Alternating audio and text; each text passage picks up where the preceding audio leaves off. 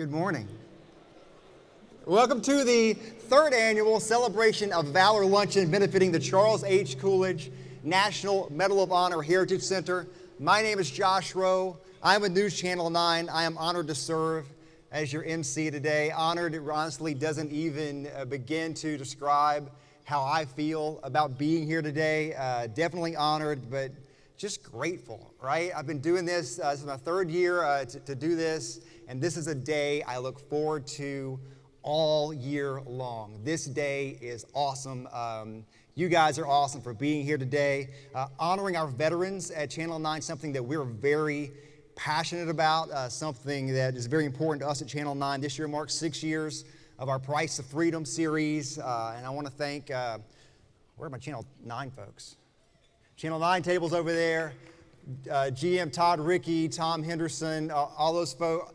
Those guys are the people that make that happen, and we are all, from that building here, just honored and grateful that we have an opportunity just to be a part of this. Look around this room. This place, been doing this 3 years, and it has grown and grown and grown, and it is amazing just to be here today. Now, speaking of honored to have, you've chosen to spend part of your day here with us. As our event invitation promised, today's main course is inspiration, and we have so much of that for you over the next 90 minutes or so.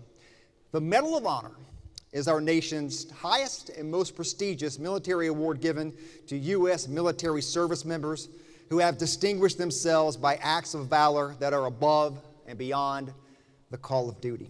To date, there have been 3,524 medals bestowed upon members of our military. I now ask you to please stand. We've got a lot to get to today. We want to get right to it. We're going to start with the invocation delivered by Dr. Bernie Miller. After that, remain standing for the presentation of colors by the Sadi Daisy JROTC. That'll be followed by the national anthem by Mrs. Stephanie Beavers, and then the Pledge of Allegiance by her husband, Major Kevin Beavers. Let's start with Dr. Bernie Miller.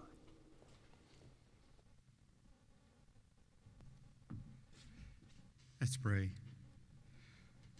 Heavenly Father, I come boldly in the name of Jesus to the throne of grace to thank you for your grace and mercy that's always there to help us in our time of need. I thank you for the Charles H. Coolidge National Medal of Honor Heritage Center, a place that honors our brave men and women who have served our country. We thank you for them because they provide so much to our country, to our city, and we also thank you for the brave men and women who have served our country with honor and valor and provides a character development program in our local schools and Chattanooga's youth and family development centers. Thanks also to our speaker, Medal of Honor recipient, and award-winning author. Thanks, Clint, for your patriotism, courage, integrity, sacrifice, and commitment. And thanks to Major General Bill Raines, Chairman of the Board of Trustees of the Heritage Center, for being an extraordinarily bold visionary. Finally, thanks to all sponsors and those who have contributed to our celebration of Valor Luncheon. And I pray for God's blessings for all of us and also for our meal, speakers, servers, and thank you in advance. Amen.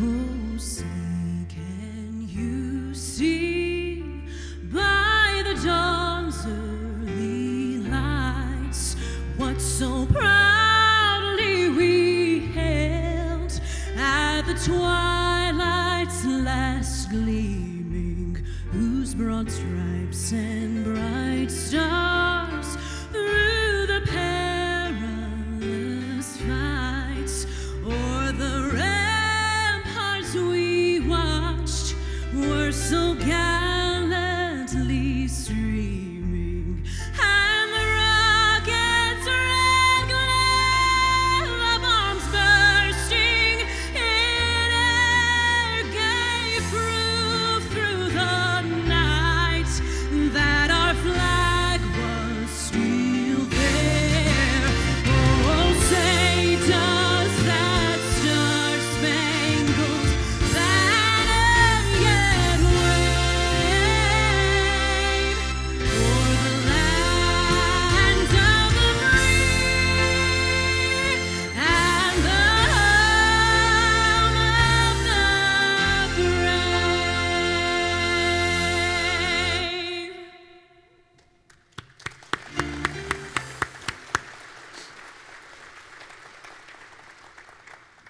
Ladies and gentlemen, if you would, please join me.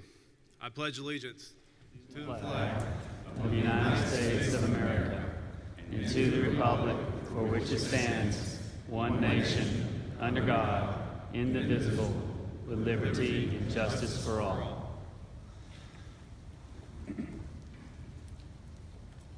Order. Arms.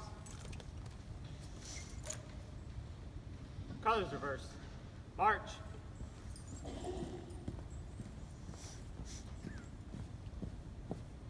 Forward. March. I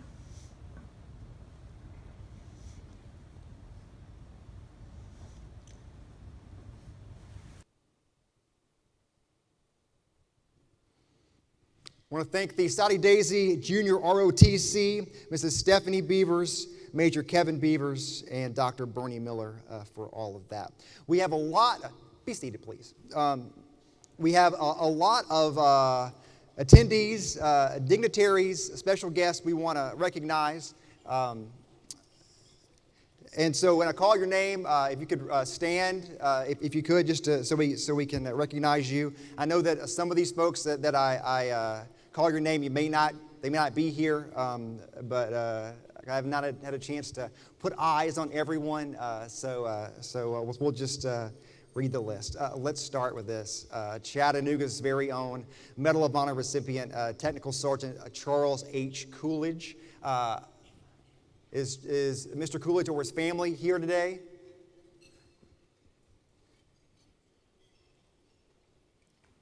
I'm not certain. Absolutely.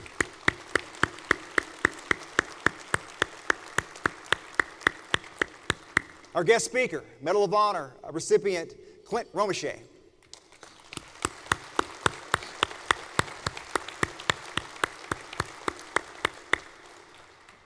Two recipients of the Congressional Medal of Honor Society Citizen Honors Award, Molly Hudgens and Travis Ellis.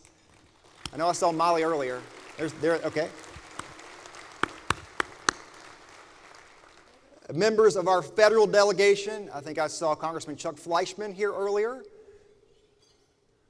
Congressman Fleischman back there.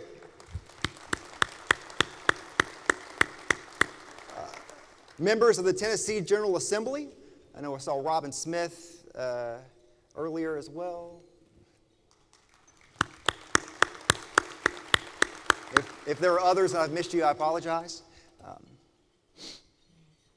Hamilton County Mayor Jim Coppinger and the Hamilton County Commission. Mayor Coppinger. Chattanooga Mayor Andy Burke and members of the City Council.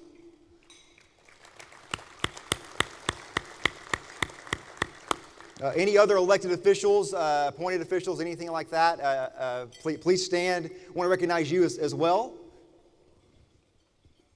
Okay.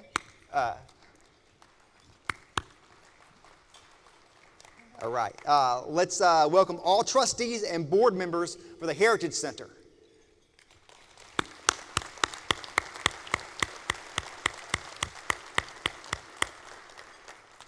And I want to, right now, any military veterans that we have in the house today, please stand and be recognized.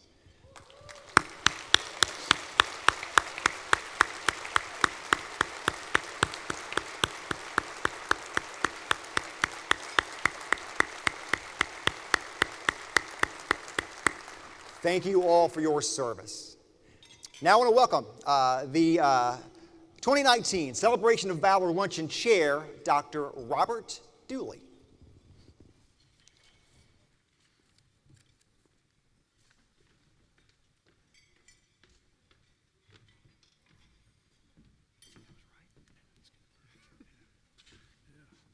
So thank you, Josh. I am delighted to see such a large crowd of individuals here today for the Valor Luncheon. I think we've set a new record this year. Last year, I believe we had about 560 attendees, and this year we have over 800.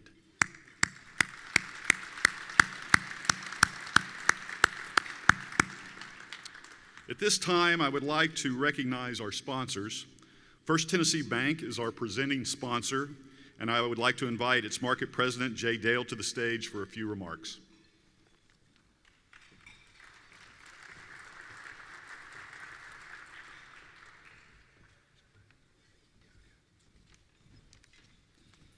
Thank you, Dr. Dooley.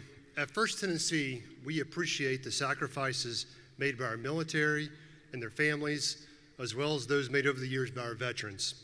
Today, we are honored to be a part of the celebration of valor as we shine a spotlight on a real American hero, Clint Romeshay, someone who truly represents the best traits of all who have served and sacrificed in defense of our country. When we all walk out of this room today, I hope you'll leave with a new outlook and appreciation of our active duty soldiers and veterans, but more importantly, I hope you will look for ways you can emulate the 6 character traits that embody the Medal of Honor in all that you do, whether you're in the boardroom, schoolyard, or everyday life. Thank you.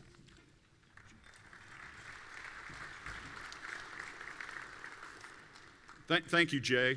And now I'd like to recognize our other key sponsors: Textile Rubber and Chemical Company, EMJ Corporation, the DeCosmo family, UTC's Probasco Distinguished Chair of Free Enterprise, the Patriot Foundation Trust, Merrill Lynch, Graincraft, U.S. Express, Food City, Southeast Bank, Warner Museums, the Double Cola Company, Sinclair Broadcasting, Sunny 92.3 and Classic Country 97.3, the Chattanooga Times Free Press, and EPB.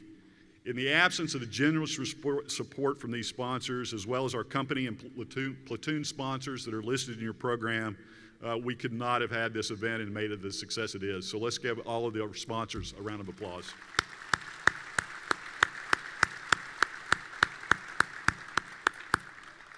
And finally, I want to recognize members of the Celebration of Valor Luncheon Committee for their dedicated efforts and commitment. This committee has worked tirelessly for almost a year planning and preparing this program and this event. So will members of the committee please stand? It's been a true honor to work with you over the past several months.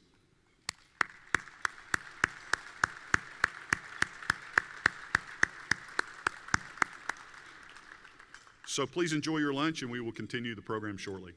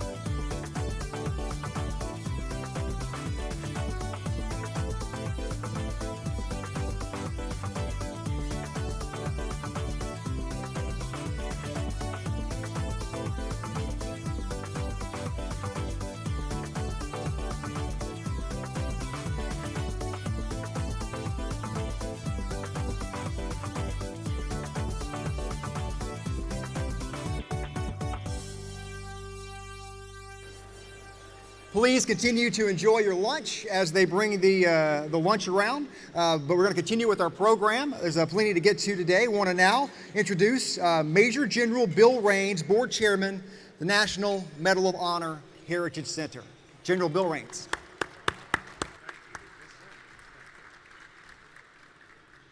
Well, I want to thank all of you for coming today. You had a lot of things you could have done, and I want to welcome you on behalf of our Board of Trustees, our advisory board, our volunteers, and all the other good supporters that we have here in our town. And Josh, we appreciate your being our MC again this year. Our chairman of tonight, or this afternoon's luncheon, Robert Dooley, gave thanks to his committee. But in every good committee, you need a chairman. And let's give Robert Dooley a round of applause. Robert, great job.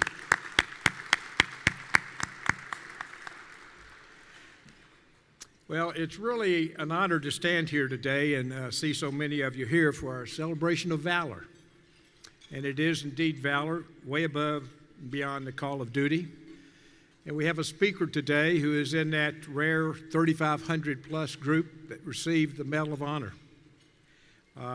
He certainly gave his best, and he may share part of that story with you.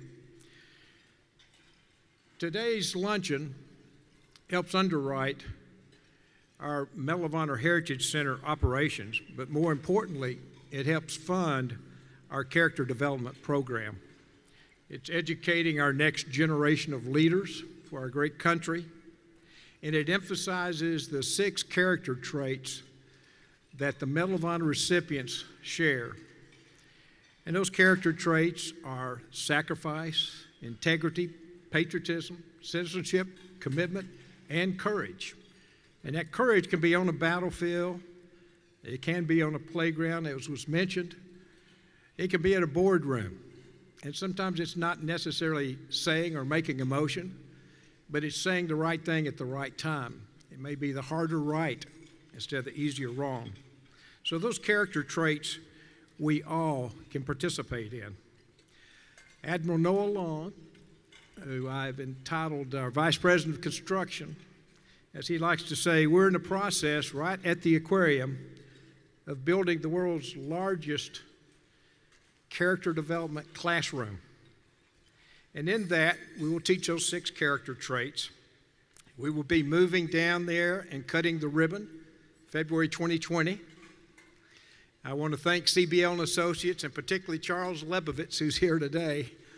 They have allowed us to occupy 990 square feet in Northgate Mall. It's allowed us to proceed through the years and to grow. September 30th, we'll be shutting that down and relocating it to the Aquarium Plaza. So I want to say thank you to CBL, because these character traits that we're going to teach, there are 6 character traits. That 7th lesson will be in our Heritage Center. We want and invite all students to be there, because these principles that are espoused in the Medal of Honor are fundamental to humankind.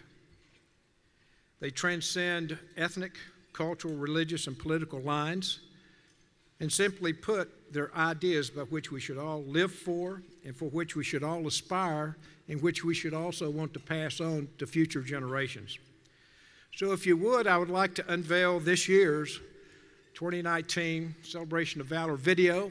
It's going to tell you what we're doing, what we're about, and how you can be a part of our endeavor. Thank you very much.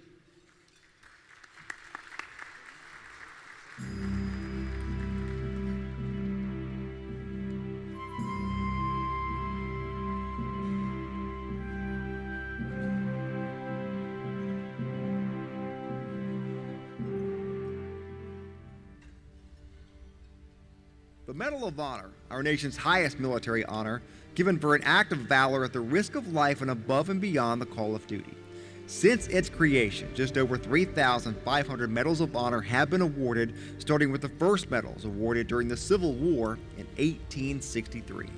Bestowed by the President in the name of Congress on members of the U.S. Armed Forces who distinguished themselves through conspicuous gallantry and bravery at the risk of his or her own life above and beyond the call of duty while engaged in an action against an enemy of the United States. Ordinary men and women who did something extraordinary, and we have the opportunity to get to know them as individuals. What makes a person sacrifice his life for others, and does that power lie within each of us? Our story begins at the birthplace of the Medal of Honor, Chattanooga, a city whose strong heritage includes an undeniable bond with the Medal of Honor.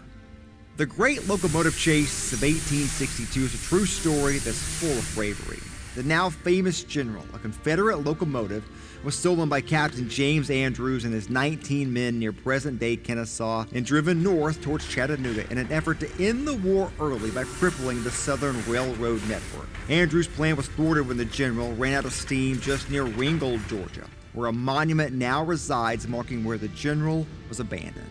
Eventually, Andrews and his men were captured. 8, including Andrews, were tried and hanged by the Confederate Army in Atlanta and are now buried at the Chattanooga Cemetery. In all, 19 raiders would receive the Medal of Honor, including Private Jacob Parrott, who was the very first person to receive the Medal of Honor on March 25th, 1863. The Chattanooga campaign, which culminated with the battle at Missionary Ridge, saw many federal troops earn the Medal of Honor for heroism here. And of course, in that context, the only female to ever receive the Medal of Honor, Dr. Mary Walker. So this represents the founding of Chattanooga, the heritage of Chattanooga. It's our history. To our south, the Battle of Chickamauga was followed by a series of local battles known as the Chattanooga Campaign, the battles of Orchard Knob, Lookout Mountain, Missionary Ridge, and Rossville Gap. On these hallowed grounds, 33 additional Medals of Honor were awarded in 1863, which is why Chattanooga is known as the birthplace of the Medal of Honor. A devoted group of Chattanoogans have worked tirelessly to secure a home for the Medal of Honor right here in the city where it was born. Welcome to the National Medal of Honor Heritage Center. Inside this building will be a treasure trove of historical artifacts and immersive exhibits created by world-renowned designers that will highlight the courageous acts of heroism demonstrated by Medal of Honor recipients. The opening of the National Medal of Honor Heritage Center will complete a vision that has been in the works for decades. It has really evolved because what we thought of initially, we're all captive of our history, and I thought of it as a static museum with a lot of good-looking artifacts. They were historic, but that vision has matured, and the purpose has evolved to educate and inspire rather than just educate. The mission of the National Medal of Honor Heritage Center has long been to memorialize the valorous actions of the recipients of our nation's highest military award. Dedicated to connecting people with history, the Heritage Center fulfills its mission and provides a 19,000 square foot living classroom featuring life-size exhibits complete with sights and sounds to create a memorable, meaningful experience for all ages.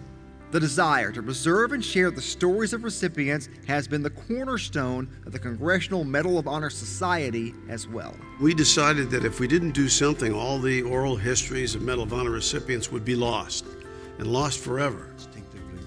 So we started to record them. And then after a short period of time, we realized that these living histories really did have a lot of power. We had an asset that really could be powerful in education. After recording more than 100 stories of recipients, it was discovered one common thread connected them. They all shared 6 character traits, and those traits have become the foundation of the Medal of Honor Character Development Program. Patriotism, citizenship, courage, integrity, sacrifice, and commitment. Why I am here is because I wear this medal around my neck. It's not mine, it doesn't belong to me. I hold it for all those men and women that, when asked, stood. They have stood for something more than themselves. Who will be our future leaders, business owners, teachers, nurses, senators? What can we do as a society to ensure that the future of our country remains free and strong, and our values as a nation defended and preserved? You know, Benjamin Franklin, at the finale of the Constitutional Convention, said, "We have a republic if we can keep it." The republic is only as strong as we have an active and engaged citizenry. And that's a gift from one generation to the next generation. The Character Development Program helps assure that the young people that we're working with not only understand our government, but they are ready to take an active and engaged role in it. That's the most important thing that we're doing in this program. Character education is the renewed vision for the National Medal of Honor Heritage Center. It's been woven into the immersive exhibits inside the Heritage Center and the Character Development Program through age-appropriate curriculum that educators will share in classrooms and youth programs. Stories are brought to life and heroes become real people, people that students can relate to. And if students can relate, they have the opportunity to learn. We're so fortunate as Americans to live in a country where that we were built on certain principles and values that we all share and established that were important to us. Our forefathers did, and I think sometimes that can be forgotten. And I think being able to teach children how to really be a great citizen, how to be a great citizen of these United States of America, and really those traits, and the unique way in which the Medal of Honor, in particular at the high school level, teaches it, and the exposure with the curriculum that's been uniquely developed here through the vignettes, through the stories that have actually taken place. When the National Medal of Honor Heritage Center began teaching character education in 2017, the response was overwhelming.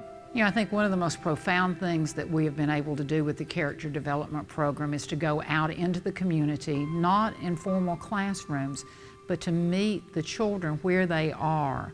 James Scott was able to see that need and to be able to put a curriculum together that would work whether we were at Shepherd Center or we were at East Lake or we might be in a center in Nashville at some point in the future.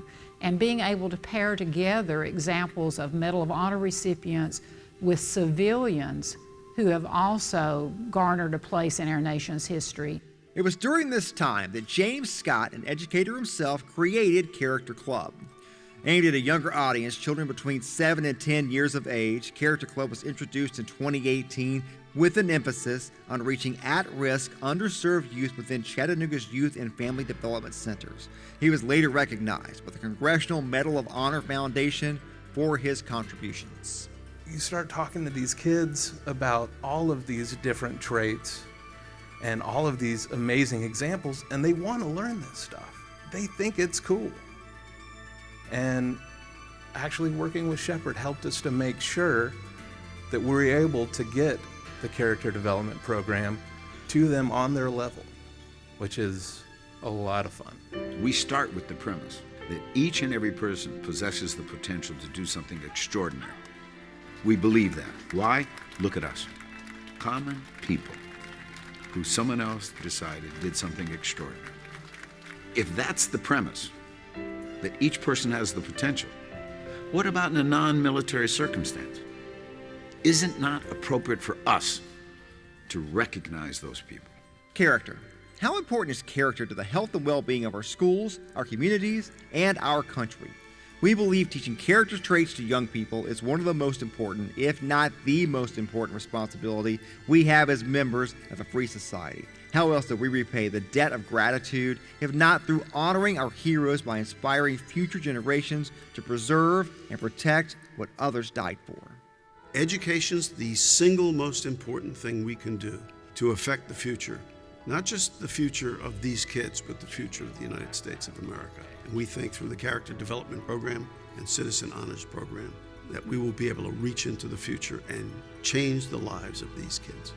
There are more than 3,500 amazing, inspiring, and all too often heartbreaking narratives of Medal of Honor recipients. Together, we are curators of their stories, and we are committed to honoring their sacrifices and contributions to our freedom through character education. If we could educate young people as they're growing up that each person they meet has the potential to change the world, then we've accomplished something.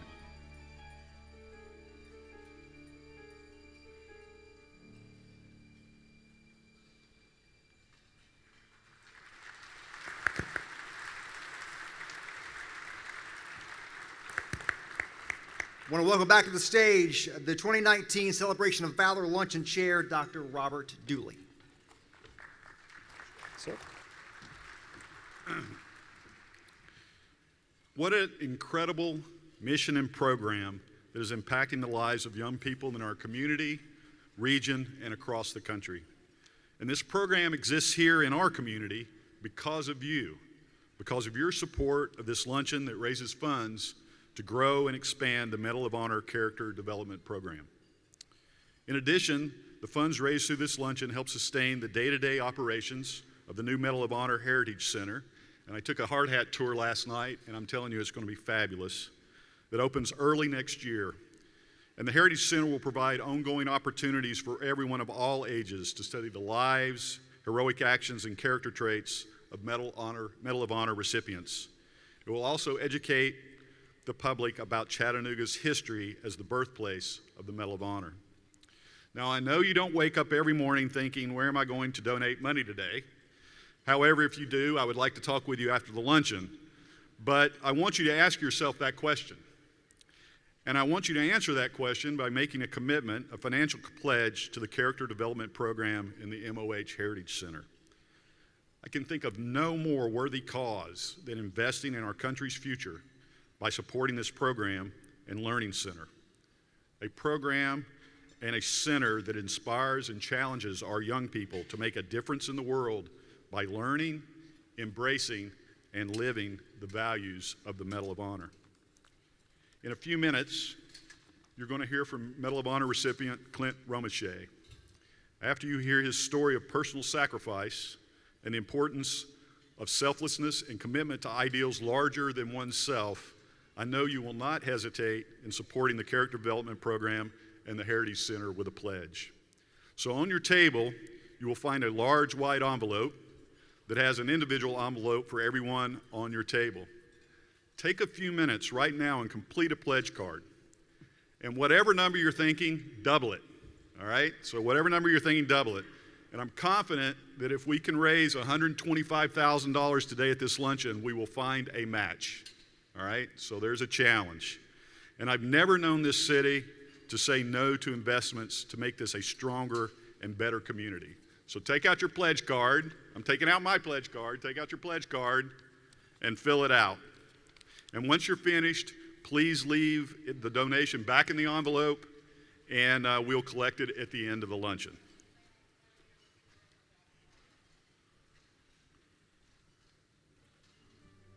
Thank you very much for your support.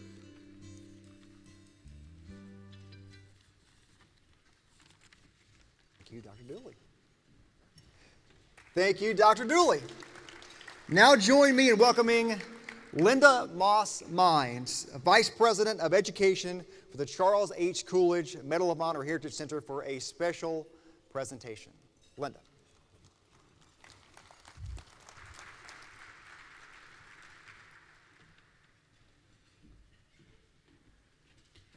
First, let me thank you for being here today. If there's one thing that changes the future of this nation, it is education.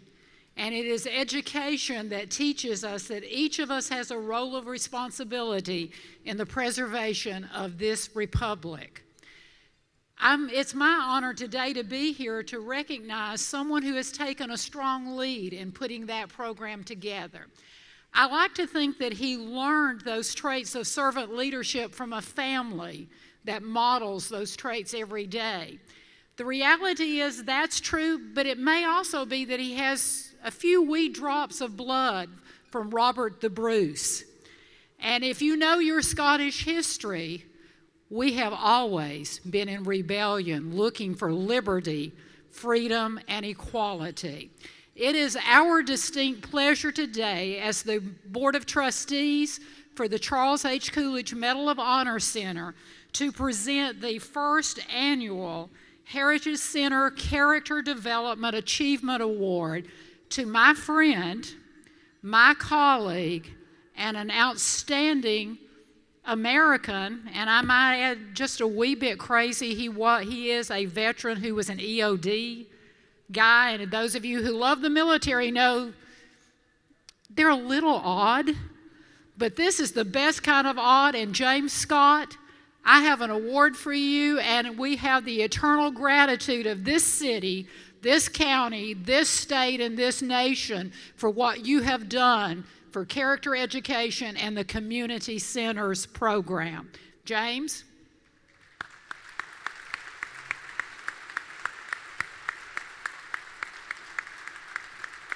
Please join me in recognizing a change agent in this community. We are changing lives and we are changing communities.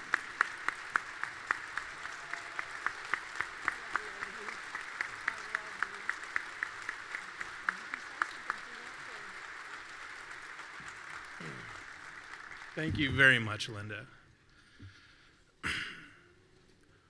What you might not realize as you're all sitting here is how much what you do in this room right now really helps our teachers in the classroom. From the snacks that gets kids excited, to paying the gas, to doing all of those things. This luncheon makes this education possible. So thank you very, very much, all of you, for being here.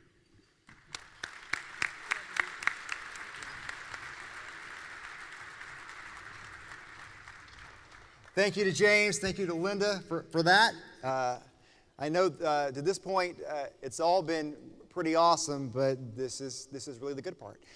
It's now my pleasure to introduce General B.B. Bell, Chairman of the Advisory Board of the National Medal of Honor Heritage Center, who will introduce our keynote speaker. General Bell.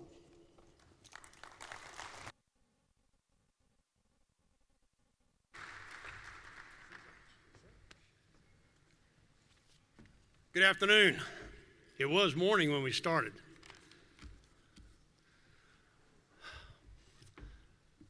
The place was hell on earth, and everyone who'd ever been there knew it.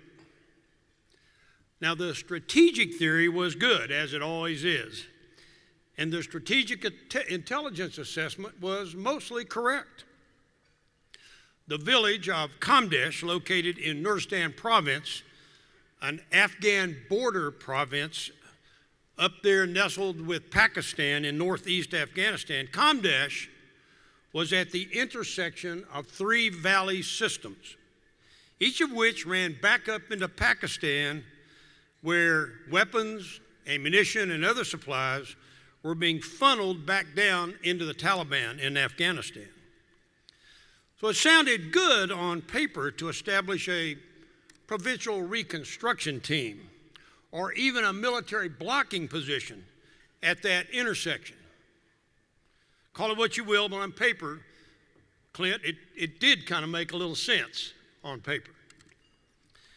We'll interdict the enemy and his supply lines at Kamdesh, was the thinking. But tactically on the ground, it made little sense. It was and always had been a mission to task mismatch. The mountains were too rugged. The movement corridors and reinforcement avenues were too restricted. And the area was dominated by the Taliban. Overall, the population was too unfriendly to the government in Kabul to support the notion of winning hearts and minds or compelling the people there to do much of anything. It was classic. An exposed military position, easily cut off, dominated by high terrain, controlled by the Taliban on all sides, and placed mostly on indefensible ground. Thus, it was almost impossible to defend against a determined enemy attack. That was the reality of Combat Outpost Keating, located just outside Kamdesh in the little hamlet of Ermel. And that's where Staff Sergeant Clint Romachet and his 49 buddies of the American military, all in Bravo Troop, 3rd Squadron, 61st Cavalry Regiment, 4th Brigade Combat Team, 4th Infantry Division, Ivy Division.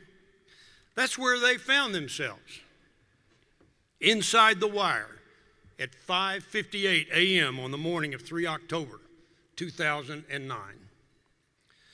Now, it's Clint Romachet's story to tell. I wouldn't dare try. You had to be there. He lived it. But suffice it to say, what transpired from early that morning until dark that evening was one of the most intense close combat battles of our 18-year war in Afghanistan, and indeed in our military history. The enemy attacked from the high ground on all sides in overwhelming strength. It was mano a mano. Nothing to do with strategy or high-level planning. It was American warriors fighting for each other, fighting for their own lives, and fighting for their unit, mano a mano. The history books now tell us that in that day-long battle, Americans distinguished themselves heroically. 8 U.S. soldiers were killed in battle, 27 were wounded. Remember, there were only 49 of them there, 50 including Clint. All told, American service members serving in and supporting that battle received 37 Army Commendation Medals with V device for valor, 18 Bronze Star medals with V device, 8 Silver Stars, America's third highest award for gallantry in combat, 1 Distinguished Service Cross, America's second highest award for valor in combat, and 2 Americans were awarded the Medal of Honor. One of those Americans is with us today. Ladies and gentlemen, it is my great honor to introduce to you that American warrior, an American soldier, and an American hero, Clinton L. Romesha. Clint, would you please come up?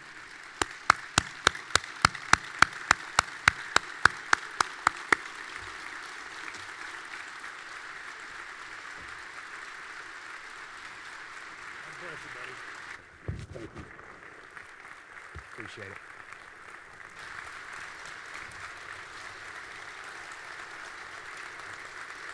Thank you. Please have a seat. You know, I got to talk to Jack Jacobs for a little bit because he was here last year, and he said, you know, Chattanooga does it right. They make sure when you got these 5'5" guys coming up here speaking, they have this clear podium so they can actually see you the entire time. And then he reminded me I had to wear pants. It's truly an honor and a privilege to be here today. I know we sat here a little bit ago and reflected and acknowledged our veterans in the crowd.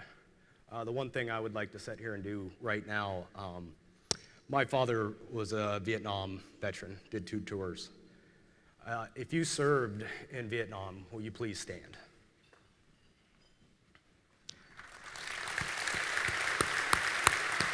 I want to tell you, gentlemen, from the bottom of my heart, you guys served in a time when you came home and it wasn't to welcoming crowds.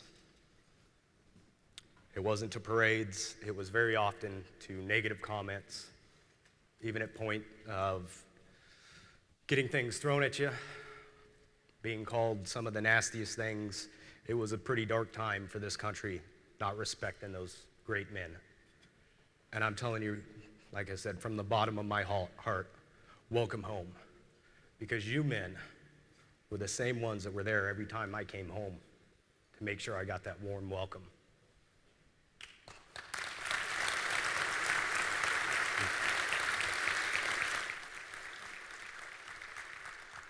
I apologize, I'm kind of fighting a cold, so if my voice cracks or something, or if I leave you with a head cold more than inspiration leaving Chattanooga, I apologize. It was great to see that video from earlier, and we have Travis and Molly Hudgens in the crowd tonight. And that is something that is very amazing for me to be a part of, is to watch what the Medal of Honor Society has done with our Citizens Honors program, and recognizing everyday Americans doing heroic and amazing things. And as that picture flipped up on the screen, the great thing I love about this whole thing is I got to present Travis with his award. And I seen that was a very quick picture. I don't know if you guys were paying attention to it, but we were wearing kind of the same outfit that day. And of course, my buddy's got a hold of that picture, and I don't know if you can zoom in there, but they made this awesome meme. Can you guys zoom in with the camera?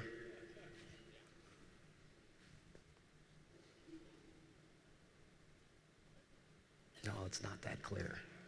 But essentially what they took is a picture of me and Travis and then put it on right next to a poster of twins with Danny DeVito and Arnold Schwarzenegger.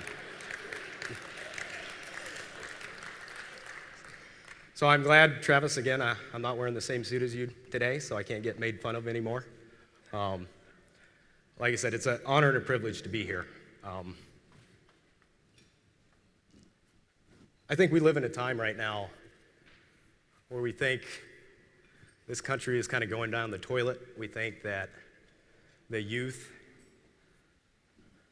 is disrespectful. They don't understand. They don't appreciate. And I can tell you, coming to events like this, seeing a community like Chattanooga, you guys are breaking down all that negativity and all that stuff you hear on the media about the division in this country.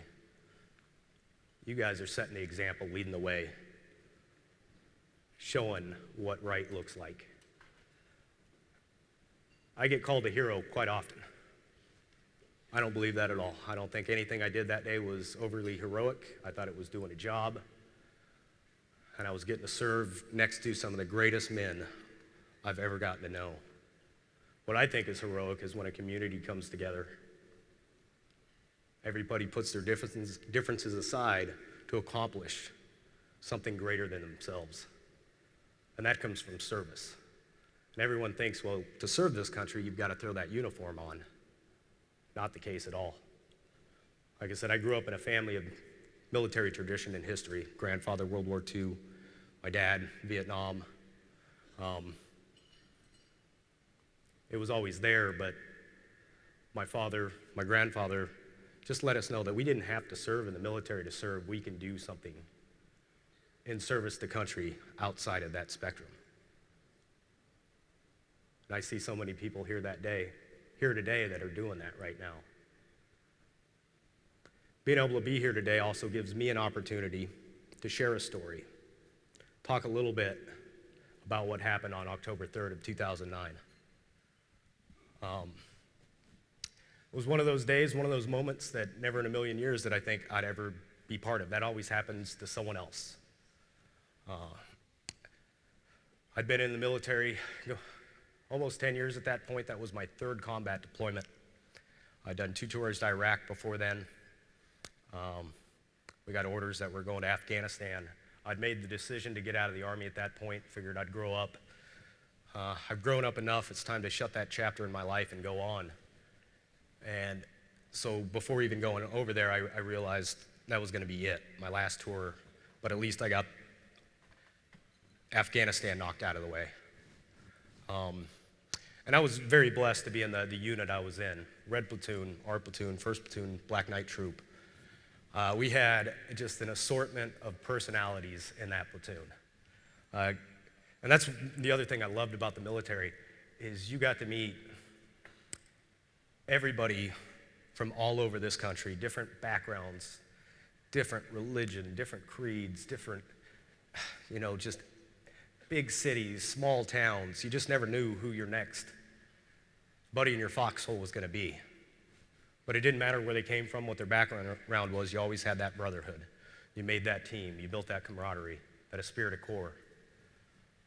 And you capitalized on that before you went overseas to go fight an enemy.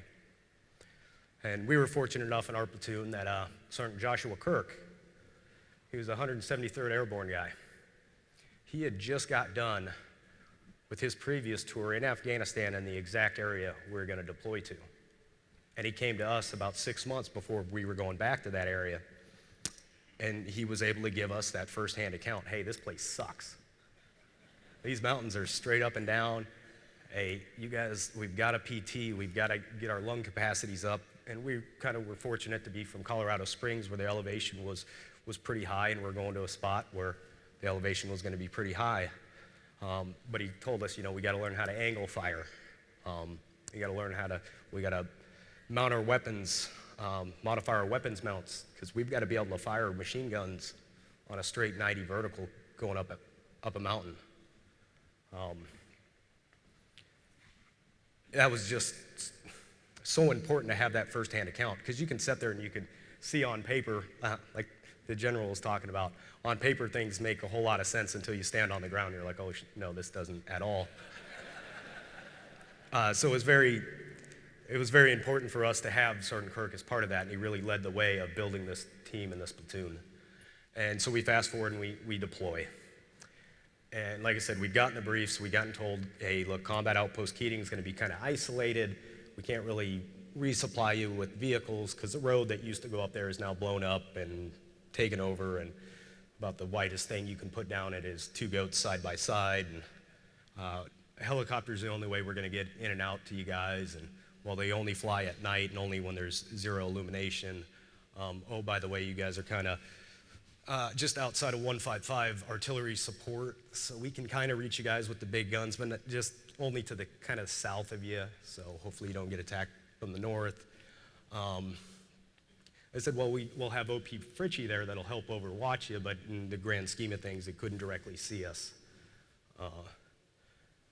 And it was, I remember that first night getting there as we flew in, and it was just kind of the key leaders of the platoon going into left and right seat ride.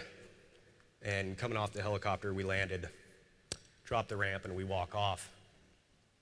I've got my night vision goggles down, and I just remember stepping off, kind of getting my orientation, looking across the way, and it's like, if you've ever worn, well, if you've never worn a set of night vision goggles, it doesn't matter how much cloud coverage really is going on or how dim the moon or the stars are, you can always still pick up on the horizon where the sun is on the opposite side of the world. That's what these things do. They amplify the most minute amount of light, but you can always see where the horizon is. And I just remember kind of looking out and scanning real quick, and it's like, oh, okay, it's all black. That's weird. All right, let me look up a little more. Well, that's still kind of dark and black. And look up a little more, and it's like, well, these things are broke. I'll take them to the arms room guy in the morning and have him look at them.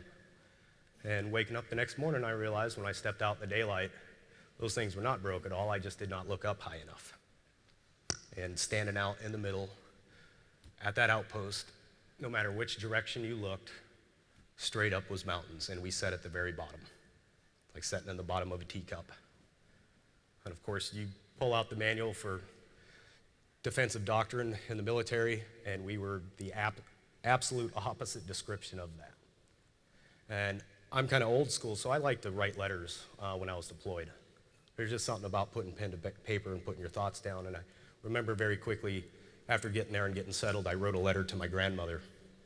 And it just very simply said, you know, it's a letter to Grandma, so let's not tell her too many things, but just let her know we're here, we're safe. You know, the guys' morale's high. Hey, it's really beautiful over here. Wake up every morning, get to look up at these mountains. There's a gorgeous river, just kind of describing the terrain. And a couple of weeks later, she sends me one back, and it just simply starts with, what the hell are you doing looking up? Everybody knows you take the high ground. You know, that was my grandmother who, in just a few lines, kind of pinpointed some of the flaws of Combat Outpost Keating. But that leads me into, you know, that was my third combat deployment. I'd been around the block a while. I'd seen some things, and, you know, being in a leadership position, you know, and that's what's really impressive, though, is those young men that came there, 18, 19, 20-year-old kids, Copus and Jonesy and Mace and Knight. You know, that was their first time ever in combat, and to be put into that situation where literally we're at the bottom of a valley, we're surrounded by mountains on all 4 sides, we have no artillery support other than our 120 mortars and mortars from Fritchie. It could take anywhere from an hour for close air support to get up our way. We knew if we needed ground forces reinforcement, it was going to take quite a while. We knew that we were only going to get a hot meal maybe once every 3 days. We were going to get a shower once a week. Priority of resupply went to bullets and water and fuel and stuff like that, not really the creature comforts of life. And at not one point did I ever see one of those young men bitch, gripe, or complain that this sucks and this is too hard. When we first got to that outpost in our barracks, there was this little saying that was written by a previous unit up on one of the beams that just simply said, "It never gets better." And we looked at that, you know, as a platoon, we sat there and we're like, you know what, it doesn't get better. Because we're going to make every day here the best frickin' day possible. And it's that attitude, that mentality, that drive, that no matter what life offers you, you can make it better off sheer will alone. And that was so inspiring to see those young men. Like I said, yeah, there's always the mumble and gripe of, oh man, the Taliban shot an RPG in and took out the water trailer again, and well, we were supposed to have a shower this morning, now we gotta wait another week. You know, there's always those little gripes like that, but then you get to play the game of who's got the worst smell, and it was just really inspiring to watch these young men, like I said, as we call it, embrace the suck. They made the most of a bad situation. And as things went on, the lead up to October 3rd, we were there for about 3 months. And pretty much every morning, every evening, at least once a day, we got attacked. And sometimes it was just a couple of rounds of AK fire. Sometimes it was coordinated with a recoilless rifle and RPG and machine guns. And they'd hit us in one area and then open up in another. And we ended up, calling it our Taliban alarm clock because it normally kicked off around 6 in the morning every morning. And it was kind of the routine almost. But we'd get the intel briefs that, hey, you guys, intel's reporting sizable force is going to mass on you guys. You're going to get attacked by 100 to 300 fighters. And that report came in every day for 3 months. And it's one of those things, you know it's possible, but you hear it for so long, and it's what can we do different? And we were trying. And at that point, we knew our command didn't want us there. I watched Colonel George, Colonel Brown, my squadron brigade commander, do everything in their power to try and shift this thing, to close us down, pull us out. But we had the elections going on that year. That kept us open. We were the only U.S. presence in Nuristan, and they wanted free elections. So we'll shut you down after that. Well, elections came and went. Well, sorry, we've got this other mission, Bari-Alai to the north, has been overran, and we're trying to recapture that. That's taken all your air assets. So you guys got to stay open for a little bit longer. And it just kind of dragged on and dragged on. Well, finally, we were about 2 weeks from closing. Finally got the official word. We are done. We are out of there. And it was like, okay, cool. Let's go on and make a difference somewhere else. But I said October 3rd, 2009, 6 o'clock in the morning, because I like to round up, sir. The Taliban had a different story for us. I was in bed still at the time. I was the acting platoon sergeant for Red Platoon, and I'd just gotten off Sergeant of the Guard around midnight before that. Stayed up for a little bit doing some things, then went to bed. And there was nothing the night before that really indicated that that next morning was going to be what it was. It just seemed pretty normal. Well, at 6 o'clock, first rounds come in. And I tell you what, like I said, it was normal to get woken by the Taliban alarm clock. Well, waking up that morning, I remember throwing my kit on, turning my radio on, and you could just hear it in the air. This was different. And as soon as my radio powered up, every defensive position was calling in overwhelming enemy fire. They tried to go to cyclic rate of fire to fire back, gain fire superiority. Just wasn't happening. Very quickly, things went from bad to worse. We knew immediately that we were overwhelmed by an enemy that was hitting us with sniper fire, machine gun fire, small arms fire, RPG fire, recoilless rifle fire, indirect fire. And each position continued to try and fight back and just could not shoot fast enough. Immediately, right away, we get the first call that Kevin Thompson was hit at the mortar position. Shortly thereafter, Sergeant Kirk had tried to go through the front gate area to reinforce the west and was hit. Our blue platoon was attempting to run ammunition out to these vehicles and resupply them, and they had snipers trained on the building. Very quickly after that, we heard SCUSA had been hit. Within the first hour, our casualties were piling up. That first hour, the enemy had breached our wire. We were waiting for close air support, and unfortunately, when things seem to go wrong, it's not because of one or two things. About a week prior to that, where we'd normally have helicopter support coming out of Fob Bostic that was only about 20 minutes away, unfortunately, a lovely little soldier called Bo Birdahl decided to go take a stroll, which then pulled our air coverage to go look for him. Because right, wrong, or indifferent, we're not going to leave anybody behind. We're going to do everything in our power to bring them home. But that pulled our air coverage. And what was supposed to be about a 20-minute wait turned into almost an hour. And within that hour, like I said, our casualties started piling up. The eastern side of the camp, where we had a contingent of Afghan National Army guys, upon first contact had pretty much abandoned positions. The whole eastern side of the camp was open.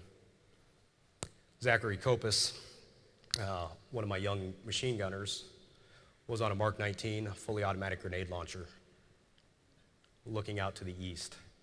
He was the only truck covering the entire eastern flank. And because of the chaos and everything going on, and no matter where you were standing outside, unless you were in a fortified position, you were exposed to enemy fire. Normally we'd have a machine gun team there to help kind of protect his backside, but we had to pull those guys because there was just no cover for them. And Kopis sat in that Humvee for almost 12 hours by himself that day, holding the only position left in the battle, down on lock, defending it by himself. At one point, as like I said, I'd gotten word that Kirk had been hit and brought him back. I'd heard that Gallegos and Larson and Carter and Mace and Sergeant Miller were isolated out in a Humvee off to the western side and was totally overwhelmed.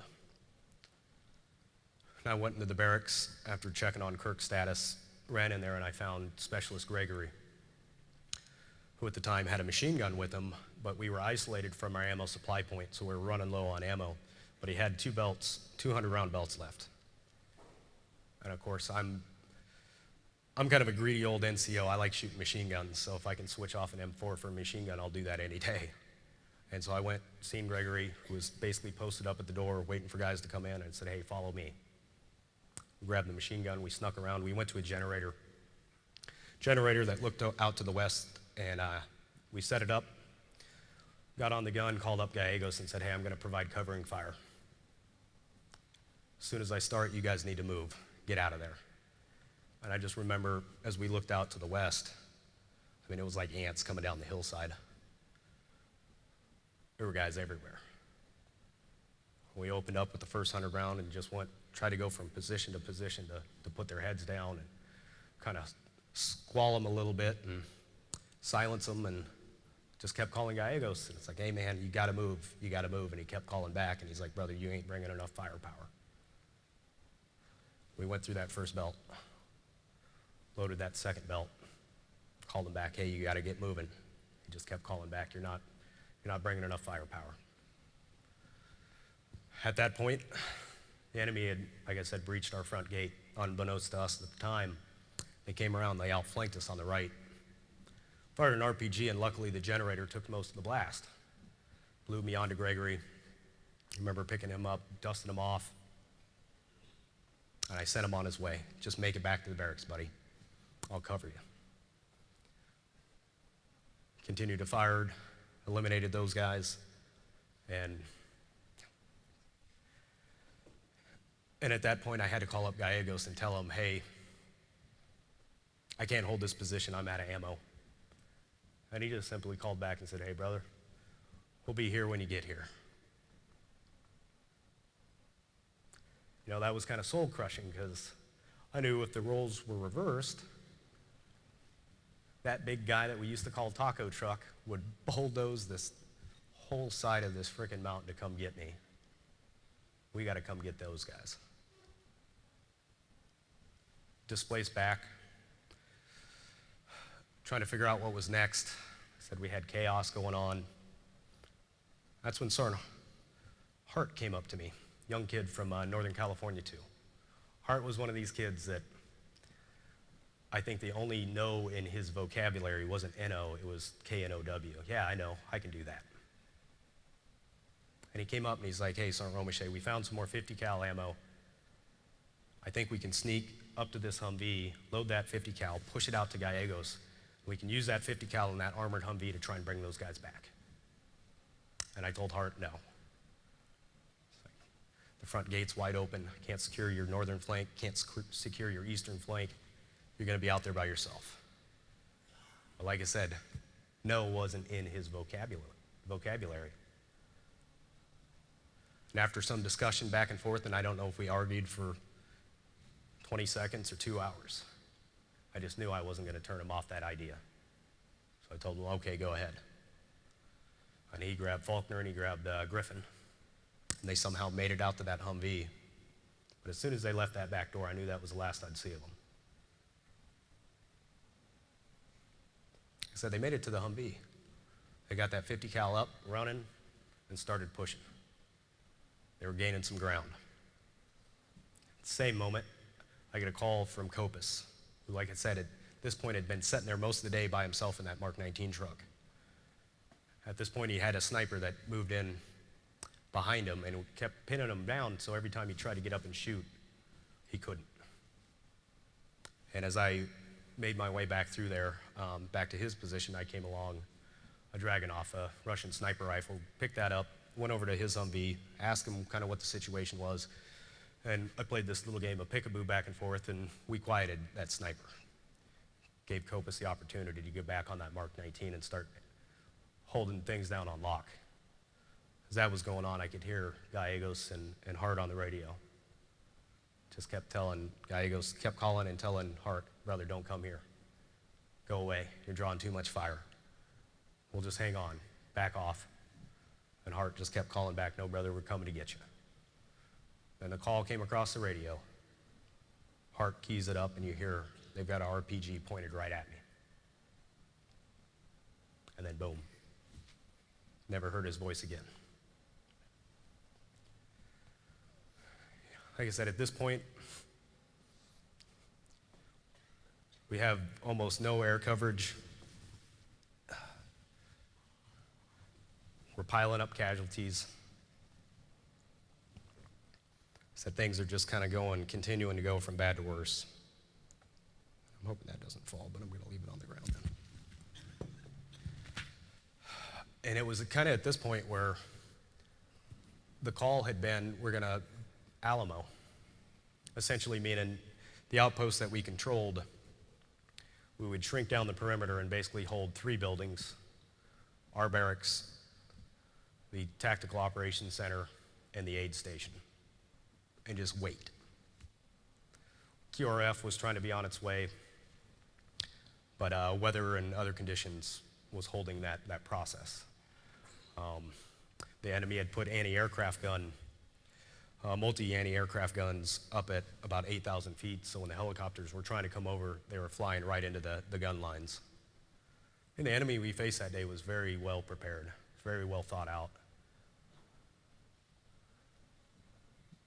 So it came to the point where we hear this, hey, we need Alamo, enemy in the wire. And I remember going into the talk, and it was like my lieutenant was in control of this entire thing.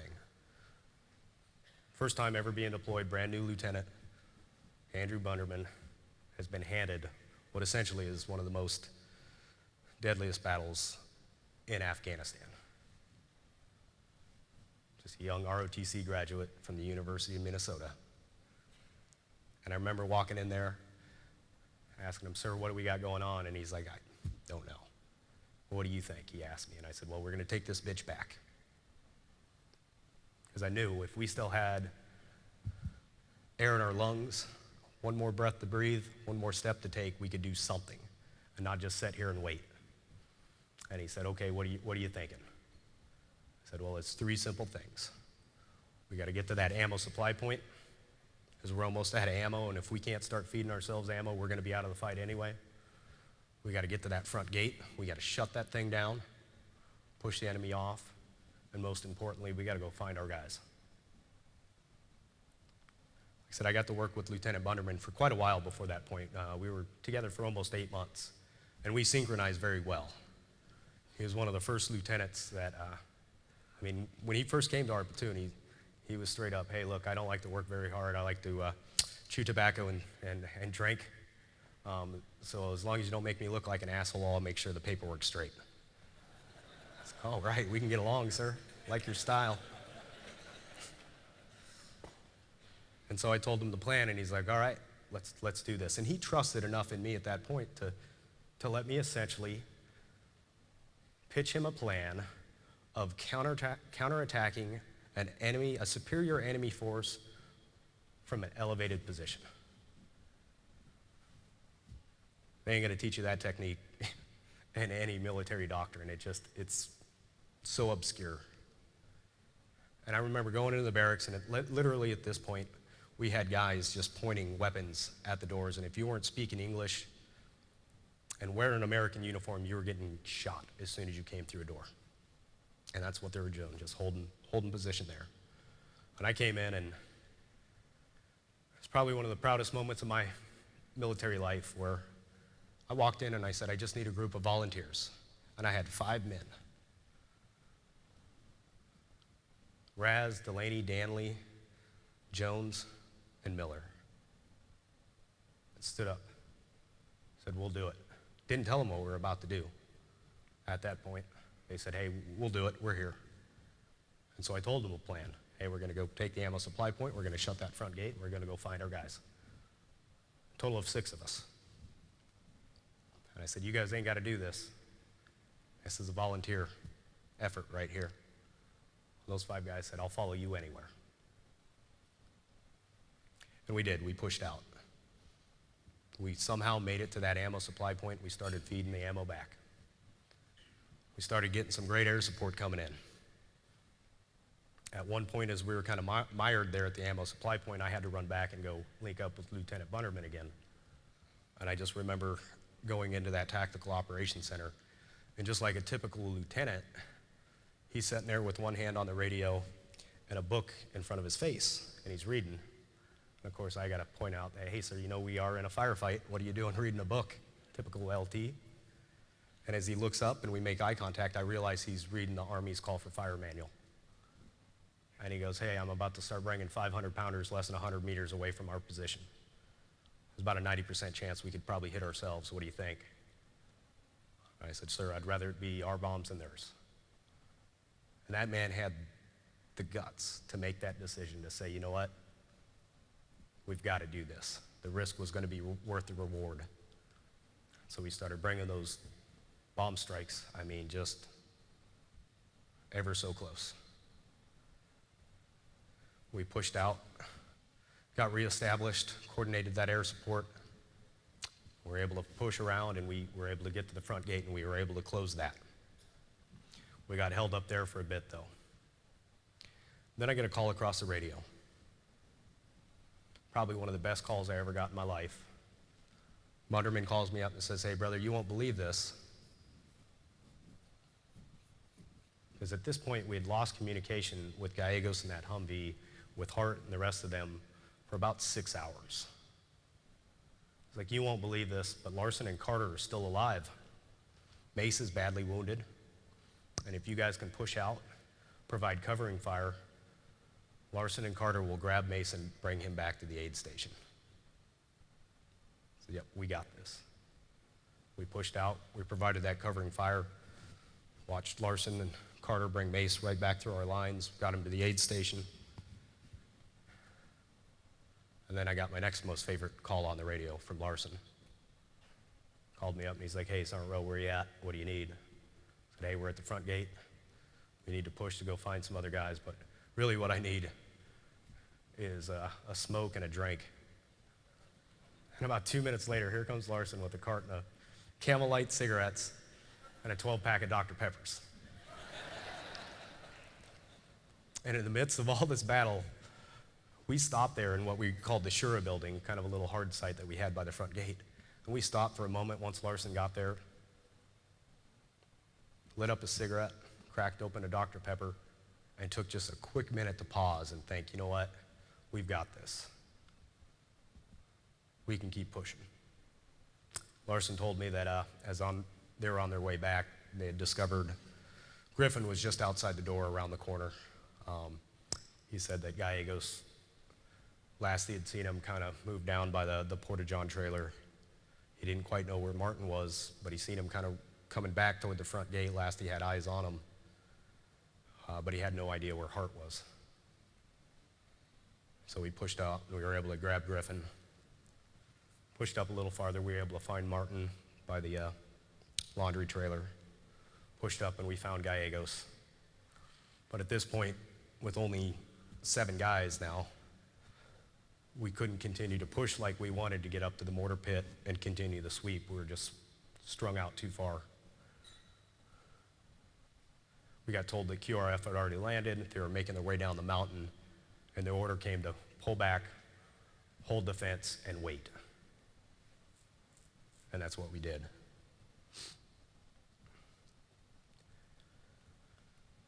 Just as dark was starting to set upon us, KRF from a chosen company started entering our backwire area.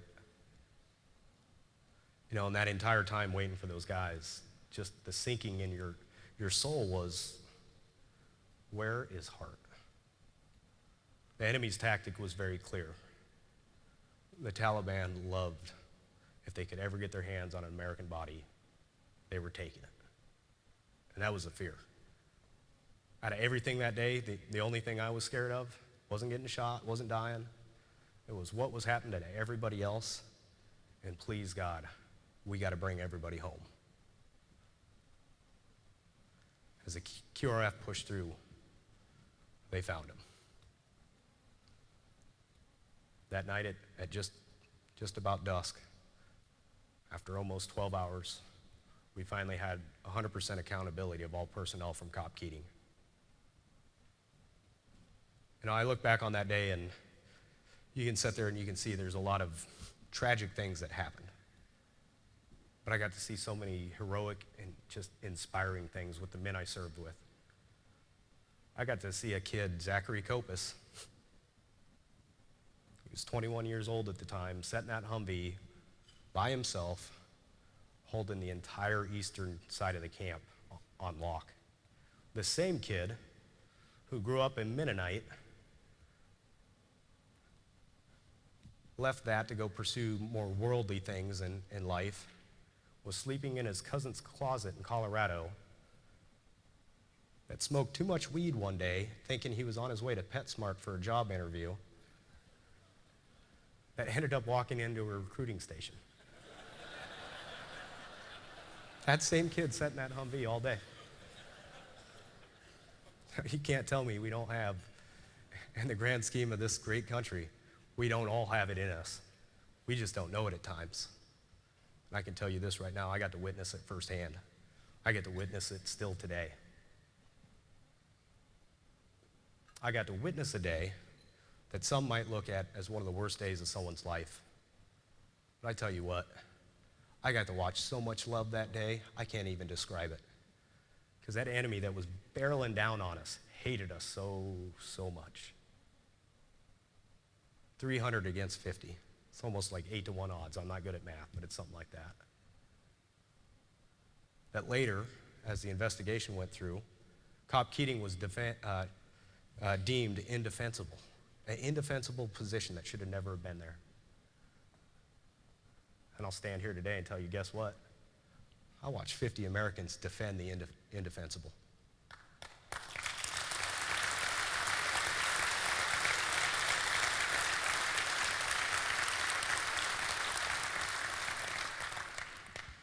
And they did it not because of whoever the commander-in-chief was. They didn't do it because some 4-star general ordered us over there. They did it out of love for each other, plain and simple. The enemy hated us and wanted to kill us. We loved each other and wanted to protect each one of us. And that's what made us successful that day. That's why I'm here today. If it wasn't for those 8 men and those 49 others, I wouldn't be standing here. This isn't my medal. I got selected to wear it. That was all. This thing represents so much more than me. It represents every soldier, sailor, airman, Marine, Coast Guard that has ever put on that uniform. Past conflicts to current ones going on, to unfortunately the future ones of tomorrow. Those values I learned growing up and in the military are the same values we got to pass on to our youth. Like I said, people kind of think that this next generation is lost. The millennials, they're no good, they're worthless, they're lazy. Like I said, they're kids. They've never learned anything else. They're still growing up and learning in life. We as adults need to teach them that, pass that on to them, make sure it's never forgotten. Our freedom isn't transferred by our bloodlines. It's transferred through our experience, our history, by ensuring the next generation never forgets what was laid down and given to them prior to them coming to this world. I'll leave you with just this last one thing, and I really mean this truly from the bottom of my heart. Wearing the medal comes with a burden. It's not given out when things went really awesome on a battlefield. It happens when things went horribly, horribly wrong. A lot of weight behind it. But I got to sit up here today and tell each one of you that story. Talk about Kirk, Gallegos, Mace, Scusa, Griffin, Hart, Thompson, Martin. Those 8 great men that are no longer here to tell it themselves. And I hope I got to put a little bit of weight on each and every one of you to help me carry this forward. Thank you very much.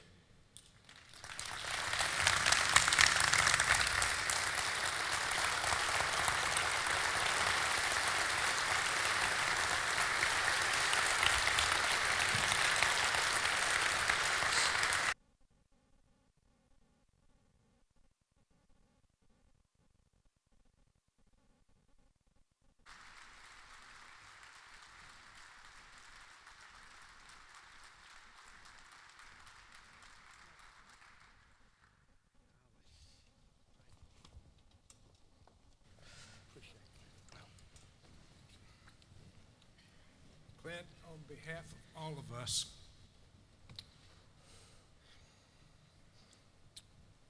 and particularly for we Vietnam veterans, welcome home. We hope you'll take this plaque home and remember us. And may all of us here today remember Clint Romachet and those quality traits that he's spoken about. And may we live our lives to honor those 8 soldiers of yours. Thank you.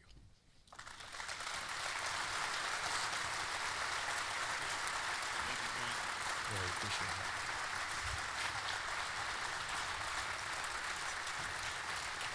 Thank you very much for being here. That was outstanding. Thank you to Clint. That was outstanding. I think you would agree with that. I know we're a little, yeah. Thank you. I know we're a little bit over, and I know everyone's got places to go, but once again, on behalf of everyone here who put this together, thank you for being here. You guys are proof that we live in an awesome place, and great things are happening in our city at the Heritage Center, and we're just so proud. Remember, deposit your gift or pledge information in the envelope at your table. All this goes to help sustain the character development program, which is just a huge part of the mission. Thank you for being here. Have a great day. God bless. I want to bring up Dr. Bernie Miller one more time for our benediction.